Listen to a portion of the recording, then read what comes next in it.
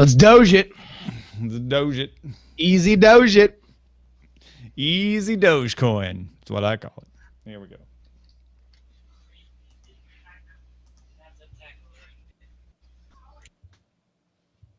Daily Tech News Show with Tom Merritt is brought to you by loyal patrons like you. If that's not you, head on over to bit.ly/helpdtns because giving a little always helps a lot. That's bit.ly/helpdtns. This is the Daily Tech News for Friday, February 6, 2015. I'm Tom Merritt. Joining me today, Mr. Justin Robert Young, regular DTNS contributor and, of course, co-host of Night Attack. How you doing, Jerry? Oh, man, I am having a great time. It's Friday. I guess I'm filling in the Darren role today, so I'm going to do my best to fill his very capable and far more knowledgeable shoes. Yeah, watch out. They may be owned. Darren's off on Hack Across Europe. If you would like to follow him, go to hack5.org, and you can find out if you're in Europe where you can meet up with him there. He is giving us dispatches. He gave us one yesterday. If you didn't listen to yesterday's show, he provided a dispatch about drone usage outside of Disney World in Orlando. He hasn't quite made it to Europe, but he's on his way there now. And we may get some more from him. We may not, but we got Justin today on Friday. And we've got Len Peralta. Yay, you can call me the Manny Pacquiao of art. He's refusing to work with Mayweather. That's why. Does that make Darren the Mayweather for February? Yeah. I guess. Yeah. No, we're working together. This is good. This is good. Yeah, this is great. This is great. We got some Google Glass throwdown. Justin and I have been beefing off show about the fate of Google Glass, and we decided, you know what? We need to settle this in open. Yeah, the rumors, and they've been circulating in the DTNS dirt sheets that there is a locker room divide between me and Tom on Google Glass. And we're going to air it out right here on the show. We're going to settle it right after the headlines. The Verge reports the first Ubuntu phone will go on sale next week in online flash sales throughout Europe. The Aquarius E4.5 Ubuntu edition is built by Spanish company BQ and will sell for €169.90. It's a modest price for a modest phone. 4.5-inch display, 540 by 960 QHD resolution, 1.3 gigahertz quad-core processor, 8 gig of storage, no LTE. It does have dual micro SIM. The OS uses cards instead of apps, delivering content by category and drawing from services like Facebook, Twitter, Amazon, Timeout, Yelp, and Cut the Rope. And then they are able to access Spotify, SoundCloud, and Grooveshark and others by using the web APIs. It's fully HTML5 compliant. If you want to be alerted first about when these flash sales begin, you need to follow Ubuntu or BQ Readers on Twitter. BQ is a big maker of e-readers. That's why BQ Readers. And you'll get the first alert each time the phone becomes available. Sounds like a real sweet deal. The idea about this is interesting. The more you read about it, they have a very specific model for a post-app dominated smartphone. The problem I always find with these ideas, although attractive as a pitch, is that you need to be perfect. Like, you need to be malleable to remove that layer, because although you can very easily say that there's a problem with a big bunch of squares on our phone, they are our squares. They are very specifically perfected to how we want to interact with our phone. So some ways I feel like the app world is like the Winston Churchill quote about democracy. It's the worst form of government, but it's the best we got. Yeah, WebOS tried this, or Palm really tried it with WebOS. And Windows Phone had a take on this for a while. At €170, maybe you'll get people coming from feature phones who are like, yeah, this is fine. Like, I never lived in the big ol' app world yet, so this will do it for me because I finally have access to all these services. We'll see. Bloomberg reports a large number of people who work at Tesla used to work at Apple. In fact, 150 of the 6,000 or so Tesla employees have Apple on their resume. Musk says the two companies' design philosophies are closely aligned and that Apple tries to recruit from Tesla as well. Execs and engineers from a larger established tech company relocates to smaller valley startup. Also in this edition, water is wet, LeBron James is good at basketball, and Tom's beard is majestic. What else is new? Aw, thank you. This is getting a lot of buzz today, and I think the most interesting thing about this is that Musk gave Bloomberg quotes on this, and Apple, of course, as they do, refused to comment. But Elon Musk is like, oh, yeah, well, sure, I'll talk about it. We got a lot of Apple people here. It's great. It's not a quote. That's not what he said. I mean, Apple is they're super successful, and they're a much larger company. If you want to work at a smaller company where you will have a larger stake in what is going on and have your decision making go farther, this is where you go. The larger issue here, in my opinion, is whether or not the cross-pollination increases the skids for any possible merger, which is very much a pipe dream, and as we were discussing this story, kind of fantasy booking, but at the same time, it could be interesting, especially from a battery perspective, because they both are going heavily into making batteries cheaper and more powerful. Yeah, the question is, does it grease the wheels for some sort of merger, which I think is highly unlikely, just based on Apple not wanting to get into that end of the business. Although I could be wrong on that. Maybe Apple does want to get into the car making business. I don't know, but it could also move them away from even partnerships on things like in-dash or battery development, simply because Apple might be miffed that they're taking all these people. Who knows? That's just part of having the crown, though. Yeah. Like whenever you win the championship, everybody wants your assistant coaches. CNET reports an advisory group set up by Google recommends that the company limit its right to be forgotten search result removals to Europe, where it is the law. Google does not alter search results currently for its non-European domains, even though those domains can be accessed from within Europe. Not everyone on the panel agreed with the decision. They had a lot of outside experts as well as a few internal people, but the overall recommendation was follow the law as it pertains to European websites, but don't enforce it for the rest of the world just because it's the law in Europe. TechCrunch reports Facebook COO Sheryl Sandberg's Lean In project has started a CS&E chapter to help women in computer science and engineering find advice and support. Chapters being launched in partnership with Facebook, LinkedIn, and the Anita Borg Institute. This is a cool initiative that Sheryl Sandberg is doing, and it's very much encouraging women to come forward and organize circles and create a support group. So when you're on the road and you run into issues, you can collaborate and talk with somebody who understands what you're going through and just help people advance their careers. I think it's a great thing. I think this is, and it's also it's kind of not brick and mortar literally, but a physical organization that now people can react to, which I think is more important than, let's say, her taking on the word bossy or something. Not to say that doesn't have its worth. I think this in the real world goes farther.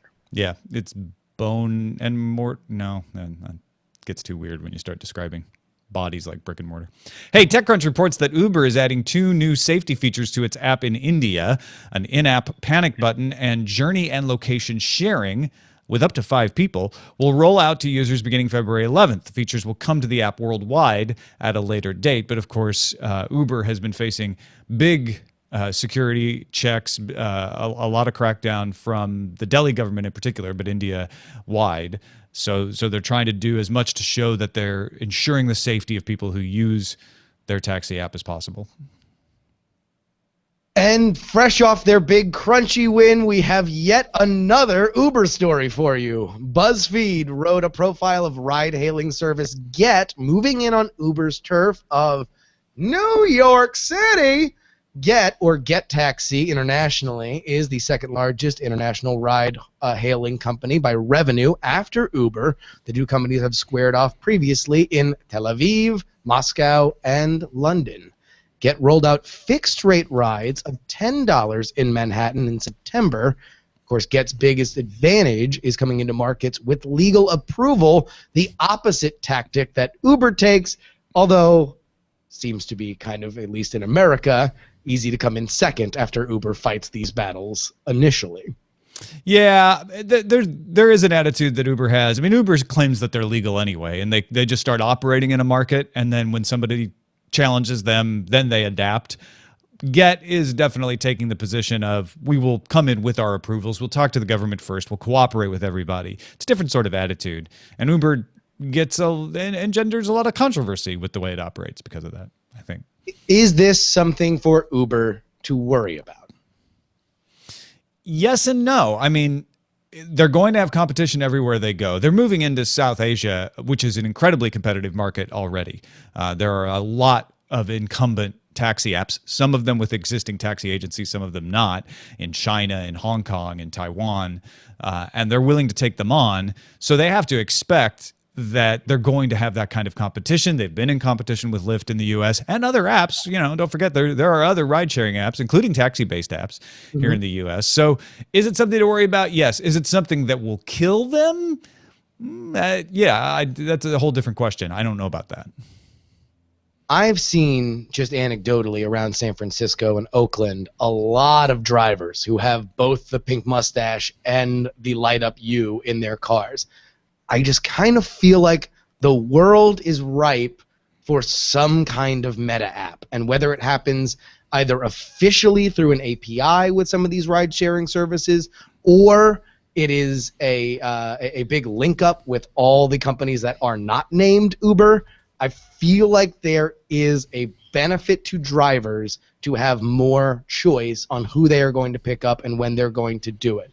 Do you think that that is in the offing? Yes, I do. In fact, in this BuzzFeed article, it points out that SoftBank is an investor in Ola Cabs and Grab Taxi. SoftBank invested in China's Kuaidi Dash. And so they're developing a spread over Asia of interlocking apps that they could easily turn into a network right away. Maybe they want to invest, or maybe they just want to partner with Get, because if Get, which is very dominant in Europe, in certain places in Europe, as Get Taxi, if they start to make inroads in the US, suddenly you've got coverage. So it could happen from one company, and a big company like SoftBank is the kind of company with the resources to make that happen. It could also happen just as an alliance against Uber's domination in the areas that they exist in, where the other apps realize, hey, you know what, guys, if we team up, we'll do better than if we don't, because we're fighting a very dominant company in Uber. So, yeah, I think that's almost inevitable, right? And one that has demonstrated itself to not have coexistence at the top of their brain. They're not going to partner with anybody. Yeah. A dominant a form of it that I feel like if something went over the top and was an aggregator for drivers, and some app that maybe virtually simulated both an Uber and a Lyft interface or something like that, I feel like Uber would step on it. Sharing is for their drivers, not for their API. I would assume would be their attitude. Maybe I'm wrong. Well, they did win the Crunchy. Look at that. Yeah. Congrats on that. I wonder if that doesn't already exist. Someone trying to make a meta app that will look at all the different apps, the taxi services, ride-sharing services available in your area. I mean, I don't even want to call them ride-sharing services. This has gone long past the idea of like, hey, I'm driving to work and I've got an extra space in my car. If anybody's going my way, I'll list on Uber. It's not that. These are ride-hailing apps at this point. Yeah, they're people who are taking part-time or sometimes full-time jobs to drive people around. Yeah. Let's take a look at some of the news from you that was on our subreddit at dailytechnewsshow.reddit.com. I highly encourage folks to go check it out and become active there. Even if it's just rating things, it's easy enough to say, I like that story, maybe I don't like that story. Up or down, it's Reddit. And of course, you can always submit things and just read it and get some good stuff. Star Fury Zeta sent in the Guardian Post reporting the UK's Investigatory Powers Tribunal declaring Friday that regulations covering access to Britain's GCHQ to emails and phone records intercepted by the US NSA breached Articles 8 and 10 of the European Convention on Human Rights. Article 8 relates to the private and family life rights, and Article 10 to freedom of expression. Now, the court made the decision because they say the collection wasn't the problem. The fact that the public was unaware of the safeguards in place in the program was the problem. The GCHQ then said, hey, we're pleased with this decision. They said the surveillance itself was legal, and we just need to work on what details need to be made public. So, in a sense, everybody's declaring victory on this one. Indeed. Doc Sneer posted the ProPublica article calling attention to the financial problems of Werner Koch, the coder maintaining a new privacy guard. After the publication of the article, the Linux Foundation awarded a one-time grant of $60,000 to his donation page, reaching a funding goal of $137,000. Additionally, Facebook and Stripe each pledged to donate $50,000 a year to the project. So now the problem is how to efficiently spend the money and do code reviews. There's more code review work there than even this money can cover. But it is another example of people starting to come around to like, hey, these open source projects that have been maintained since the 90s by the grace of one developer or another need some attention. And this is the right way to get that attention. Linux Foundation comes in, starts paying attention to something. Somebody like ProPublica calls attention to it. They get a little funding. They get some more funding from the companies that are benefiting, like Facebook and Stripe. It's not a perfect solution by any stretch. Believe me, there's a lot more to be solved here, but it's the right step. So it's heartening to see that. JMZ6689 posted the Tech Dirt article, which, bear with me, takes details from a Music Business Worldwide post about a report from Ernst & Young and French record label trade group SNEP. Now, what did they all find? Of streaming revenue in music generated by platforms like Spotify, about 20.8% of the revenue goes to the platform itself. 16.7% on average goes to taxes. 10% goes to the songwriters. 6.8% to the artists. So you're like, oh, yeah, see, that's why the artists are complaining. They get a smaller slice of the pie. The largest share, 45.6%, goes to labels. And in fact, if you take out the taxes and the platform cut and just look at the payout of royalties, 73.1% of the royalty payout goes to the labels. Here's the only thing that bothered me about this article, is that it continued this artists shouldn't be complaining about the streaming music services idea, or that it is the same argument that we had when Metallica and Dr. Dre went after Napster, that like artists simply don't understand the leading edge of technology and how people are interacting with their music. Not to say that there is no validity to that particular conversation, but whether or not the artists are complaining about how much they get, like, this is all they see, is that 6.8%. And maybe they should be screaming about the labels, right? But there still is a renegotiation to be made. And be it through putting pressure on Spotify, which has a much more publicly facing, a consumer-driven model, or their labels, which very often, I mean, like, artists have complained about labels since the invention of labels. There's only so far that dog is going to hunt in terms of causing controversy that could cause change. I feel like artists should not be shamed into saying, hey, I don't like this deal. If Taylor Swift doesn't want to deal with Spotify because she doesn't like the payout she's getting, that's her right to do it. And it's not the same as Metallica and Dr. Dre were with Napster oh so many years ago. Yeah, I think it's good to see these numbers and shine the light of like, hey, it's money's being made, and the majority of the money being made here is being going to the labels. That is not a shocker. In fact, I'm laughing at our chat room where people are like, not shocked. What heart palpitations? You mean labels make more money than everybody? Surprise! Clutch your pearls, ladies and gentlemen. The labels are taking an overwhelming cut of the money. We're in an era now where they are more irrelevant than ever. Yeah, and I think that's part of the renegotiation that you're talking about, is that the percentages need to shake out. The other thing that people always forget when they talk about this is that these services are new and are not at their max level of revenue generation, right? 10% to songwriters and 6.8% to artists is going to feel like a lot more money to those songwriters and artists when this, or if this, industry gets to, a large saturation of the public. But not everyone is paying these places yet, so it feels like a trickle. And it's quite, I'm not saying when it gets to max level that suddenly it'll be like, oh yeah, make a lot of money, this is great.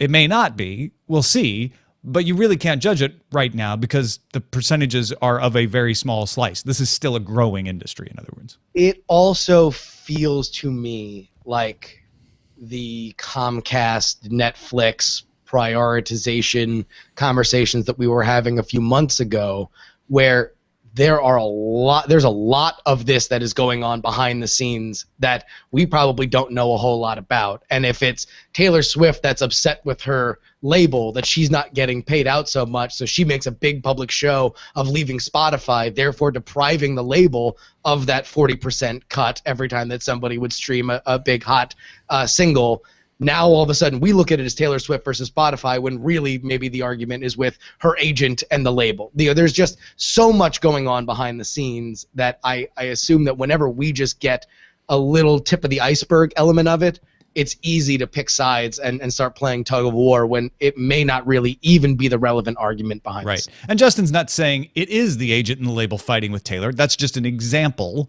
of what could be going on. It could be Taylor Swift and the label sitting down and doing some hard crunching calculations and realizing, hey, with my audience at this scale right now, pulling everything off of Spotify, some things off of RDO and Deezer is going to maximize my profits. So that's what I'm going to do. And by the way, let's make a stand out of it because that'll help us in future negotiations with these services. I mean, this stuff, that's the way this is talked about behind the scenes.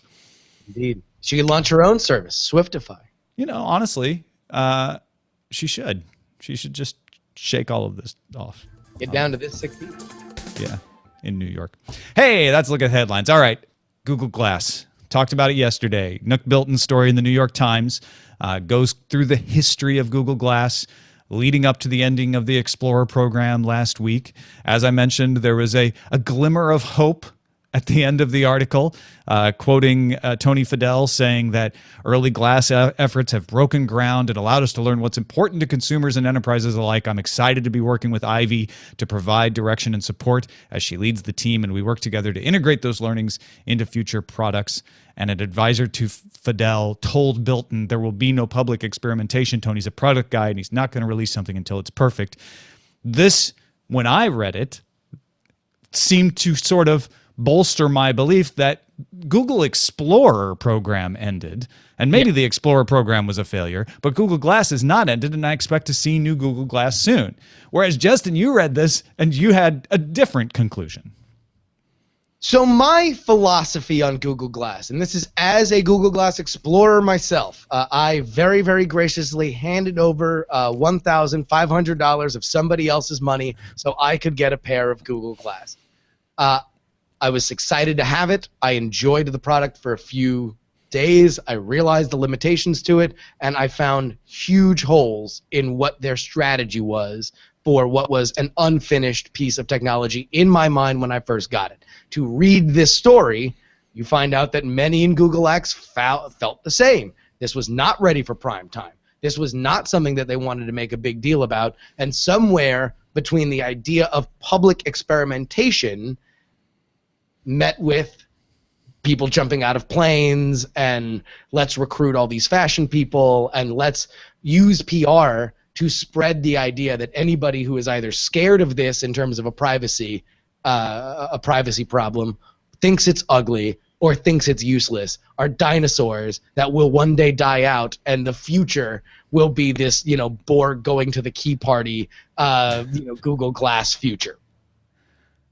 I believe that this story, in terms of your point, that yes, have we seen the last of it?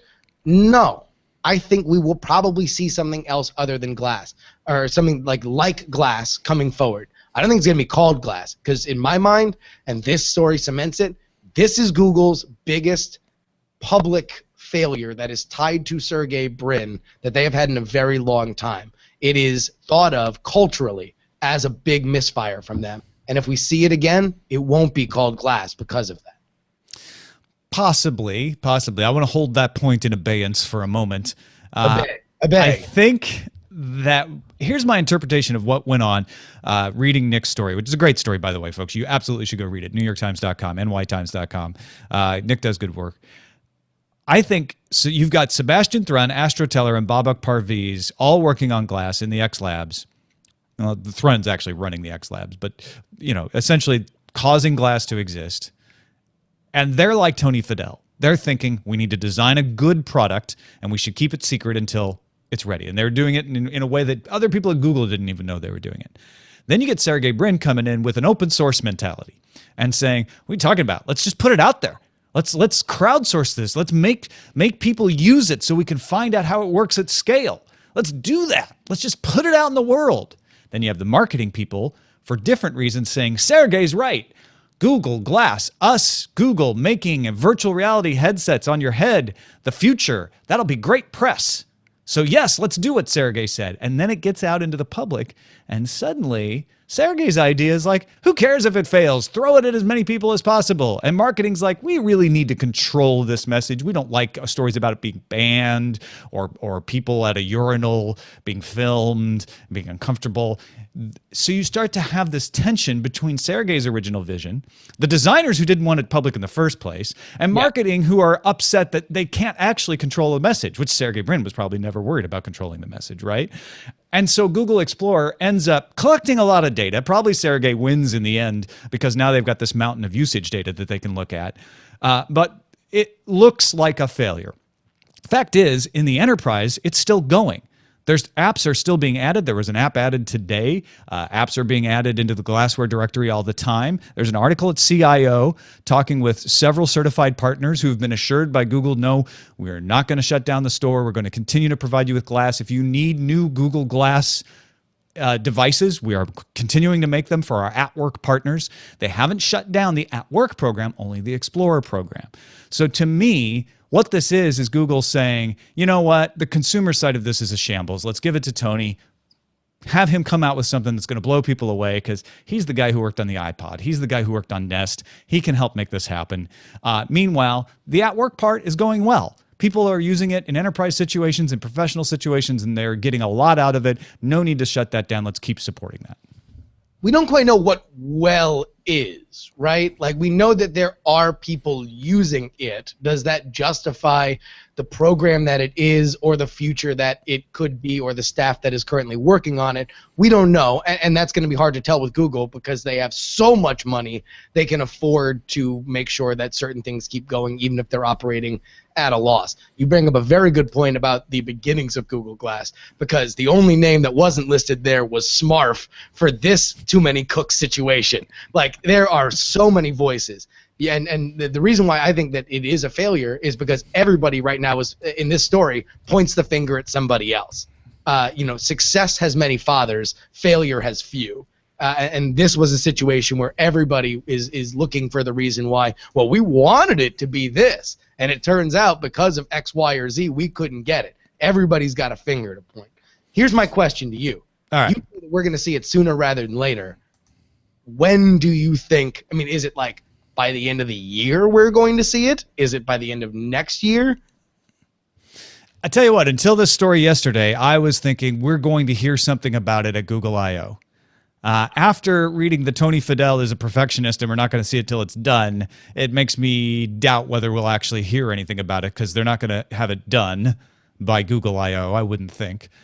So now I'm thinking next year's Google I/O is when we see the consumer version. But I have a feeling that it's in Google's interest to bring out the at-work edition and talk about some of the use cases of what they're doing with at-work. So I do think you'll see Google Glass at Google I/O, maybe not in the keynote, but definitely presentations and panels saying, hey, if you're in the enterprise, this is what people are doing with it. Al Sacco has a great story on CIO.com talking to several people using it who are excited that they ended the Glass Explorer program. They're like, this is great for us because it takes the stigma away.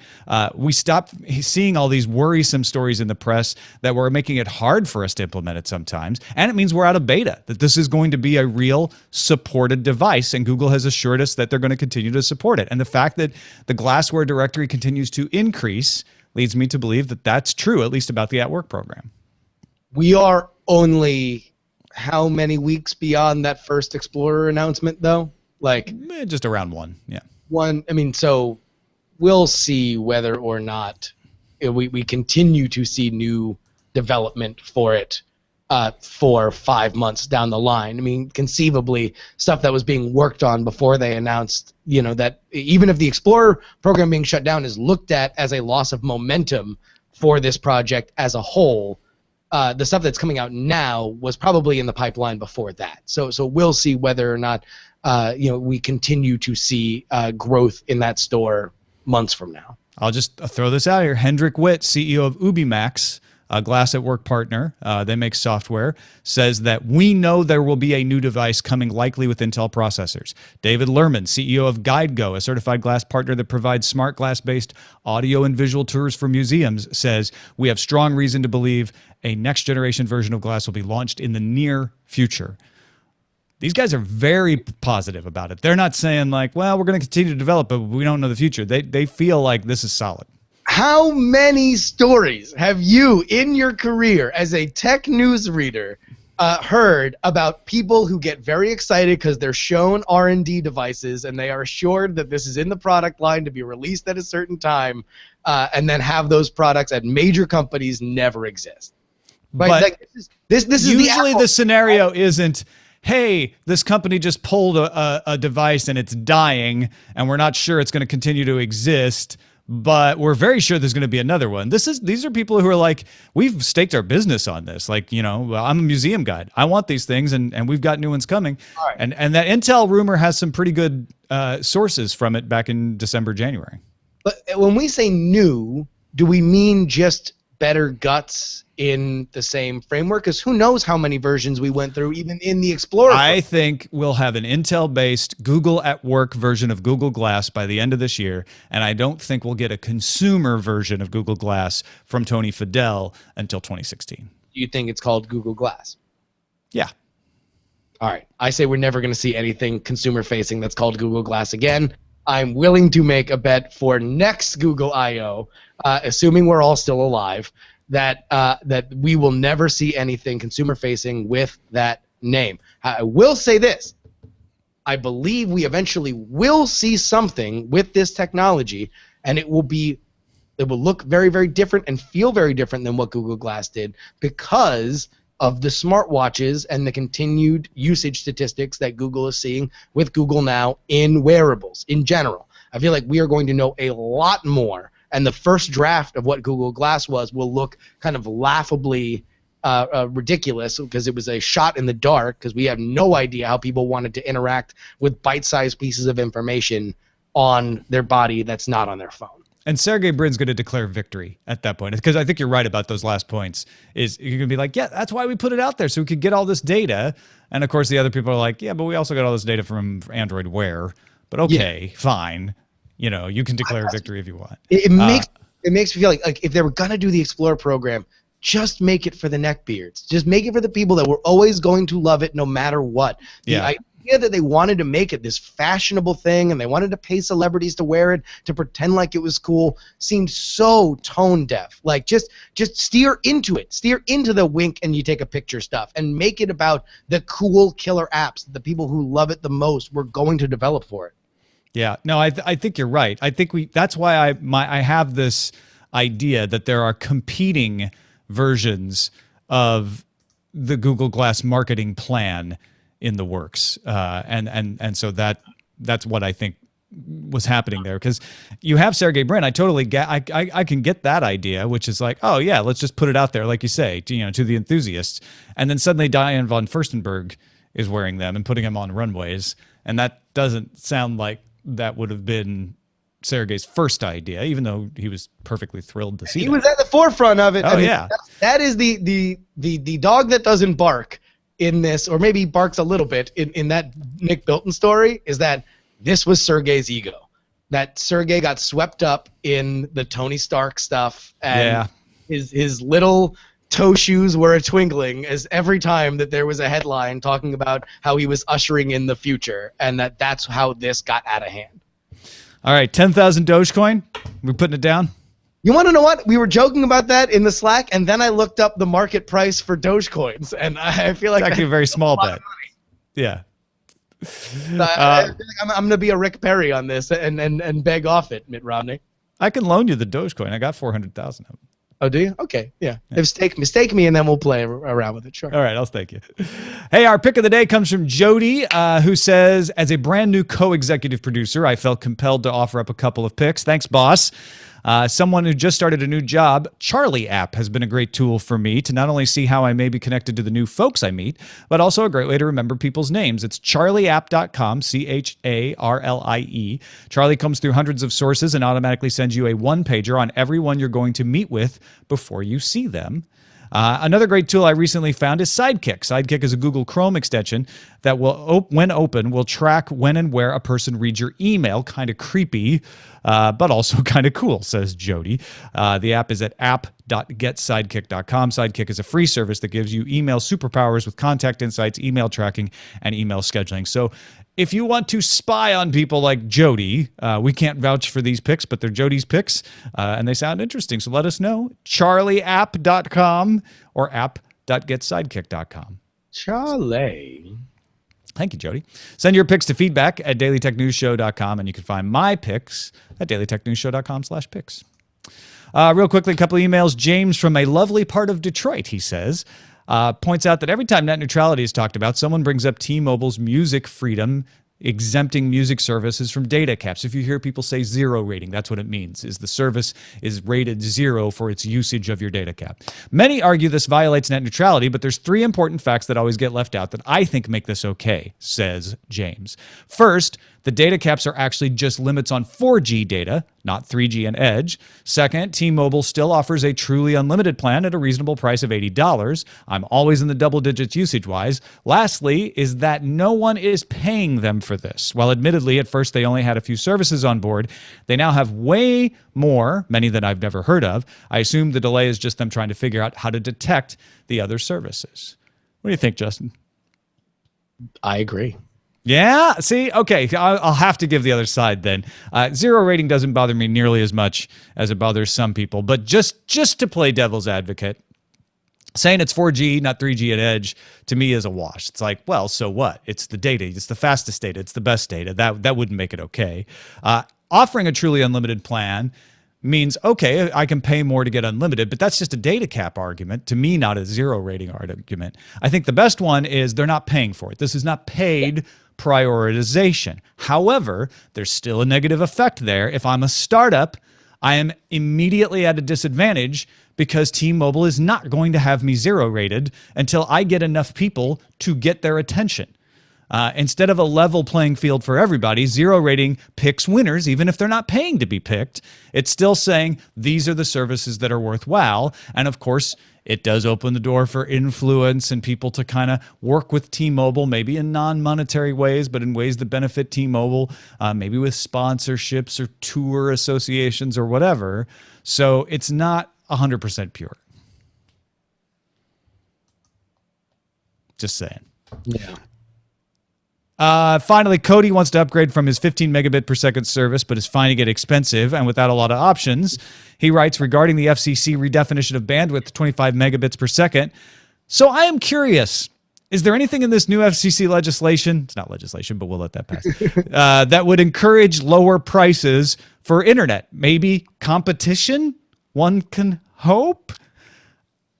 I wish it did, Cody. Nothing that the FCC is passing, whether we're talking about the open internet rules or whether we're talking about the redefinition of bandwidth, ensures new competition or even necessarily encourages it. What the bandwidth level does is says if you're going to get federal funds to roll out bandwidth in rural areas or underserved areas, you're going to have to provide 25 megabit per second. So that might help lift all boats in some sense, but it really doesn't. None of these things address the problem. And in our conversations about this, you have always pointed out that the competition argument is far more acute on the local level in terms of local regulations on how much it costs to lay stuff out and how easily it is to just throw money at frivolous challenges if you are the incumbent. So it is almost like starting an airline or something like that, just to lay cable around. And you know, if you've ever read like Richard Branson's autobiography about starting Virgin, and this is obviously in the UK, but this is a common issue when you have big money incumbent entrenched companies and there are legal ways for them to just bleed a new startup dry by just challenging them and challenging safety things incessantly. Then you see a chilling effect in terms of other people trying to drive the price down. Sorry, we don't have a better answer for you, Cody. But that's it for the show. Thank you, Justin Robert Young. Follow him on the Twitters at twitter.com/Justin R. Young. And of course, nightattack.tv if you want to follow Night Attack. You got all kinds of other things going on. What's some other stuff to tell folks about? Well, we have the jury show. That's probably the big thing now. We are back live. We had a bit of a late start this week, but this week's episode is now up. If you like listening to me talk, then boy, do I have the show for you. It is just an hour of me talking.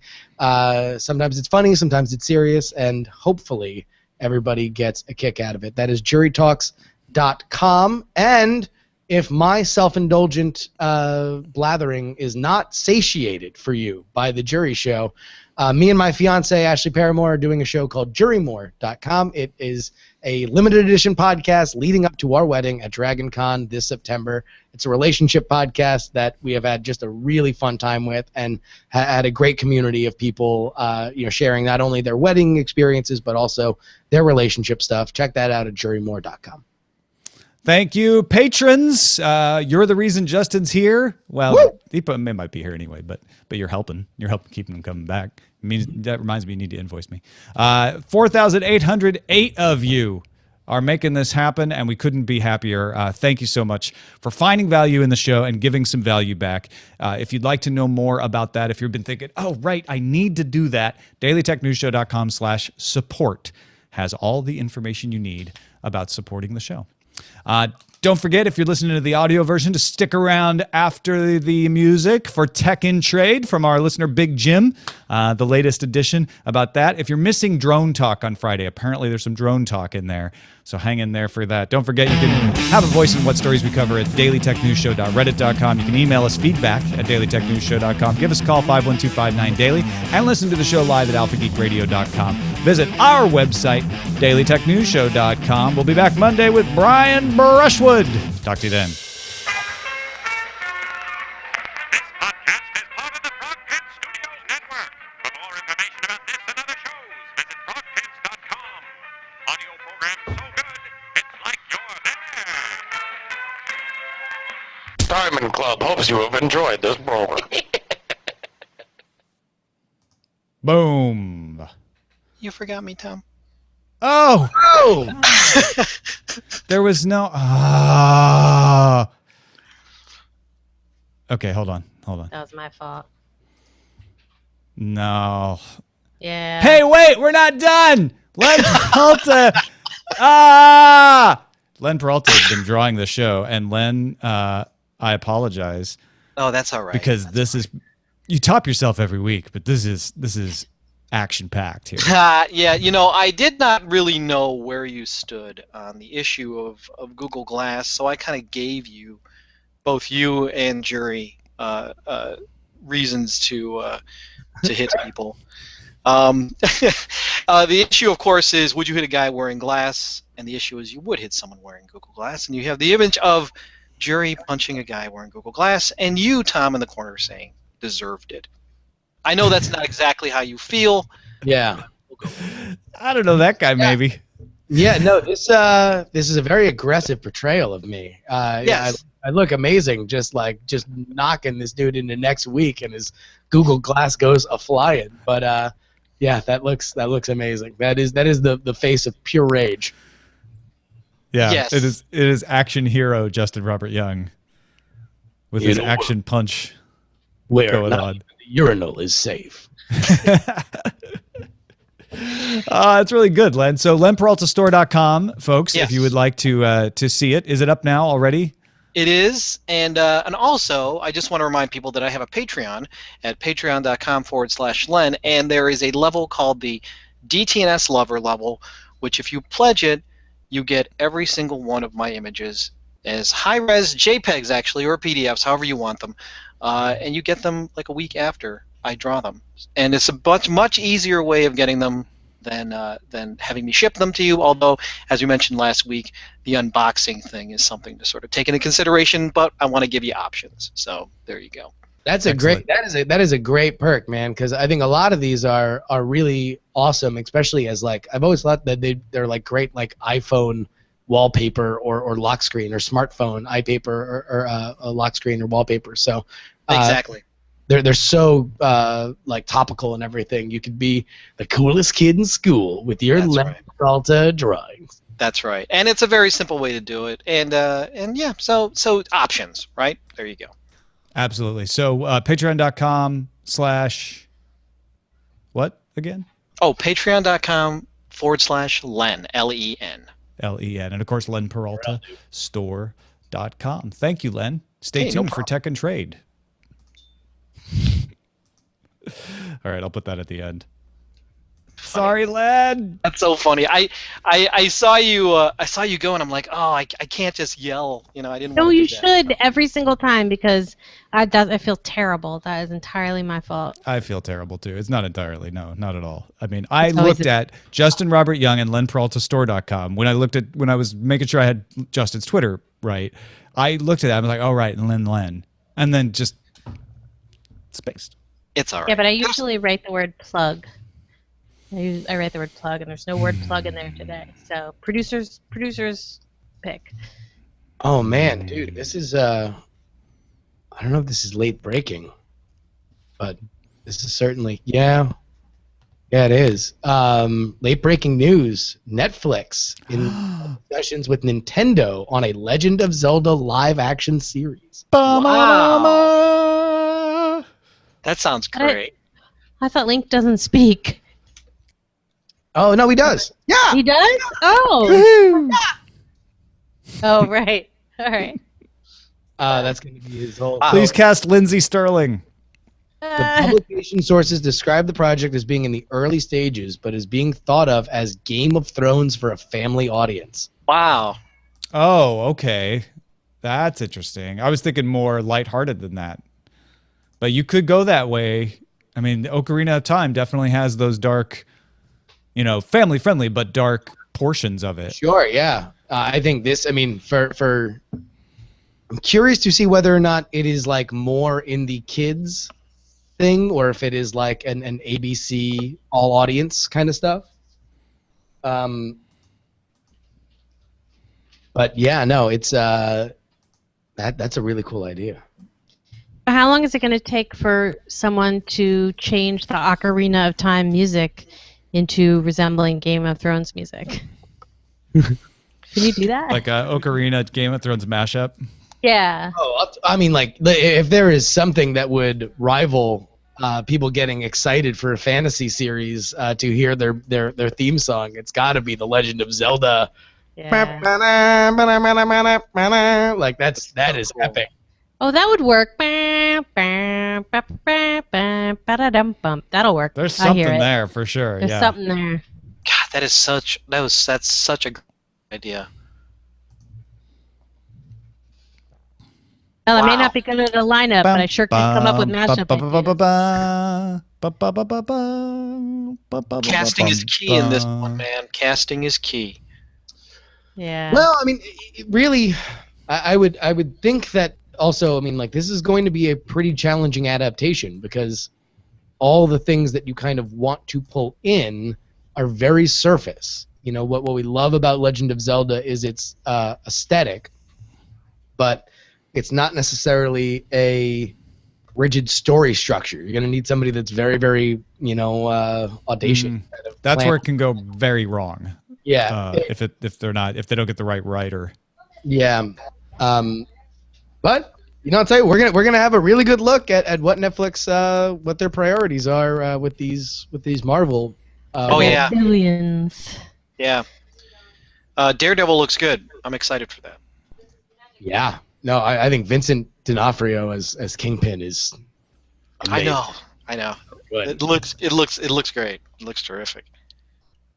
I mean, that's talk about top-notch casting. That looks so awesome. And I loved Spartacus. For as trashy and soapy as it had a tendency to be. I thought it was pretty rad. So this morning, I was looking at the Daredevil trailer in preparation for Current Geek because we're going to talk about it on Current Geek, and Eileen's like, "What are you watching?" I'm like, "Oh, it's Daredevil on Netflix. It's got Jonathan from Theory of Everything and Baby Jessica," and she's like, Jonathan? I'm like, yeah, the guy who married Stephen Hawking's wife after she left Stephen Hawking. She's like, he's an actor? I'm like, no. I mean the guy who played him. Yeah. And she's like, that was confusing. That's funny. All right, gang. Well, good job. Yes, thank you. Well It was good to done. see you. Well played. And I gotta make a few calls. I'll talk to you guys later. all right, man. Goodbye, sir. See you later. Bye-bye. Glass ceiling for the title, huh? That's Sure. good. All right. I'm taking off too. All right. Bye, Len. Sorry about that, Bye, Len. Len. Don't worry Sorry. about it. Thanks. Go buy more of Len's stuff. Make Please. it up for me. I just Okay, bought abs- my All in This Together poster, which is going to go in the space that is screened slightly left above my head. Oh, I'm nice. super excited about that. Very nice. I have to drive up to Toy Break. Right. Oh, that reminds me So to go I'm look madly at the producing. Thing. Yes, you produce. I'll talk. Dancing madly backwards. Madly backwards. That sounds like a great name of like a detective in Wait, a is it series that has Big like Jim's 800 birthday? books. Happy birthday.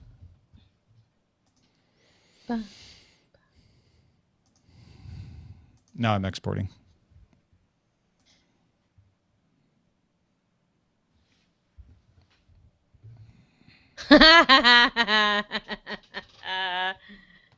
It's good.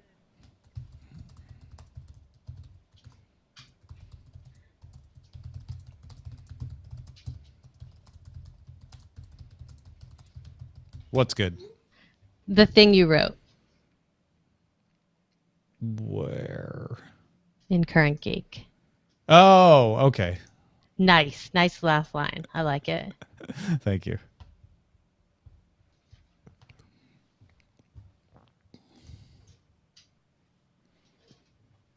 And I'm not pulling a Johnson because you can actually tune in to hear Scott Johnson talk about what I'm talking about in like less than 2 hours. I think we could say that we are going to cover the One Ring Elementary School controversy in Texas on Current Geek. I think it's fair to say. Yeah. Without giving away too much. People, I think they've been talking about it on the morning stream, so it shouldn't be a big surprise. It's pretty awesome.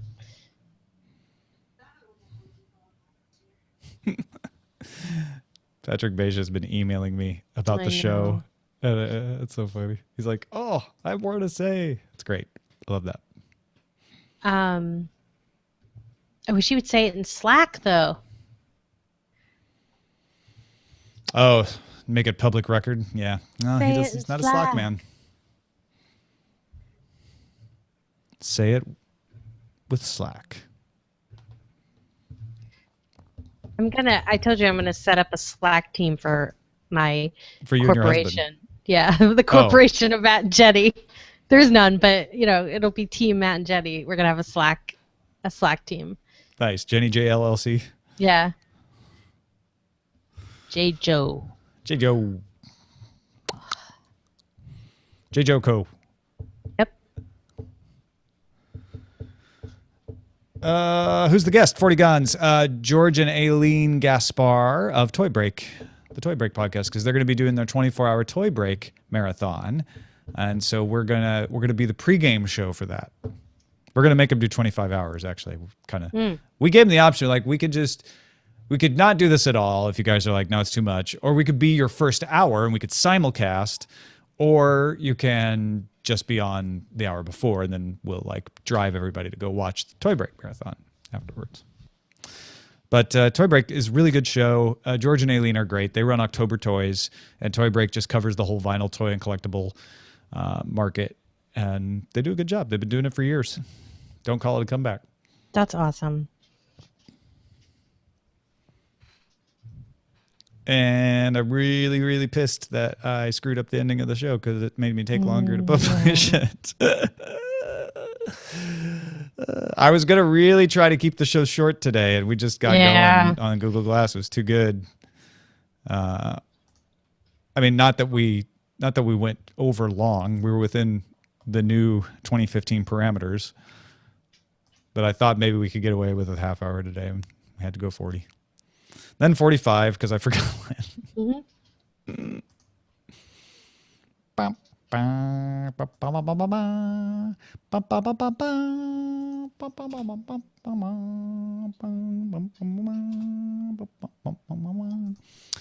All right. If everything else chooses to cooperate, that would be lovely.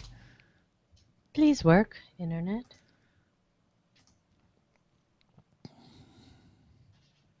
Do you think I'll get a music takedown notice for humming that? Is it close enough that the bot could actually tell what I was humming? Maybe. I would That'd be consider that awesome. flattering if that were the case.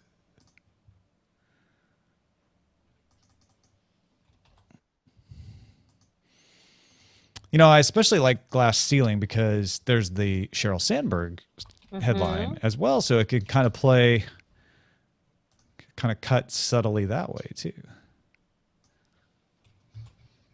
A double title is always worth it. By the way, you can see my husband right now reading The Martian.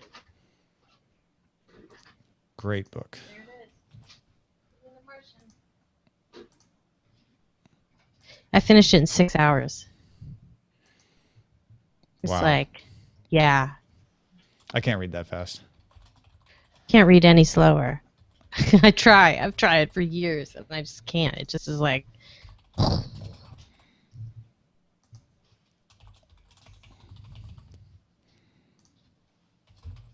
2015. It's not 2012. Hasn't been 2012 for years. Gosh, do you remember when 2012 felt like it was really far in the future? yeah, I do. I'm so confused between feeling like 2012 is so far in the future and that it's so long ago in the past. Both are like equally true to me. Yeah. Yeah, it's crazy, huh? In 2012, I lived in San Rafael. You know, I drove through there. I didn't like it. What? Why didn't you like it? I don't know. I was probably there at a bad time. It What was did you like, like about it? I don't know. It seemed tight and cramped and weird. So Where it was I probably lived just in. me getting off of the bridge that goes across the top of that whole Bay Area, and then dropping down to get on the one. That's like a weird. Oh, you went to through the whole warehousey area, Yeah, which is not yeah. San Rafael's best impression for Yeah. sure. I knew that I was not in the right part of San Rafael because I've been to other parts and it's really pretty. But that's the real San Rafael that you saw. Original Not the flavor. San ritzy, Rafael. Lucas-oriented San Rafael. I did a shot there once. A shot. I did a shot. Did shots there once? You know, I've done did. shots at San Rafael too. That's funny. I did a shoot in a really nice house in San Rafael, and that was my initial impression of the place. And I was sort of surprised. We almost lived in Marinwood. We were at the very tippy top end of San Rafael, so we were not so much in the heart of what San Rafael is. But we liked it. It was an Eichler neighborhood. Had lots of parks. I used to run in a park. Lots of Yeah, I mean, that preserved whole land. area, I could spend a lot of time in Marin. In general, it's just gorgeous.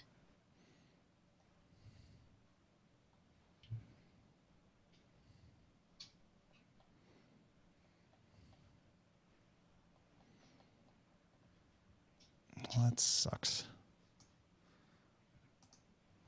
It's one of those days where you want everything to work and it doesn't. It doesn't, people say it always happens. It doesn't always happen. You just remember it when it does. Yeah. You don't remember it when it goes well. Okay. Do I have everything in there? Yes, I do. Yes, I do. Yes, I do. Yes, I do. Publish. Video version might be a little later today. Apologies. Thanks, everybody, for watching. Goodbye.